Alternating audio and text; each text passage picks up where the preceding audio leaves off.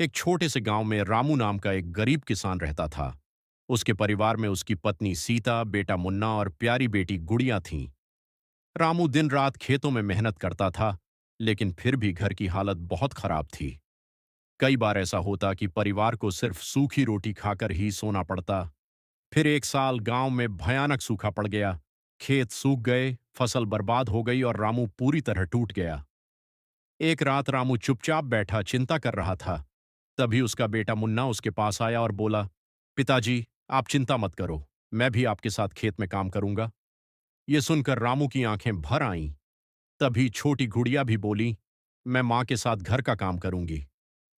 बच्चों की बातें सुनकर सीता मुस्कुराई और पूरे परिवार में नई उम्मीद जाग गई। अगले दिन से पूरा परिवार खेत में मेहनत करने लगा। रामू हल चलाता, मुन्ना मिट्टी तैयार करता, सीता पानी लाती और गुड़िया बीज बोती।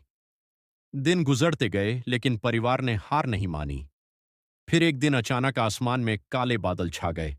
तेज बारिश शुरू हुई। सूखे खेतों में फिर से हरियाली लौट आई। कुछ महीनों बाद रामू के खेतों में लहलहाती फसल तैयार थी। गांव वाले रामू और उसके परिवार की मेहनत देखकर हैरान थे। अब उनके घर में खुशियां लौट आई थीं। उस दिन रामू ने अपने बच्चों से कहा, गरीबी से लड़ने की सबसे बड़ी ताकत परिवार का साथ और मेहनत होती है। और तभी से उनका परिवार खुशी खुशी रहने लगा। एकता में ही सब कुछ है। इस कहानी से हमको शिक्षा मिलती है, एक सभी को मिलकर साथ रहना चाहिए। क्यों है ना दोस्तों?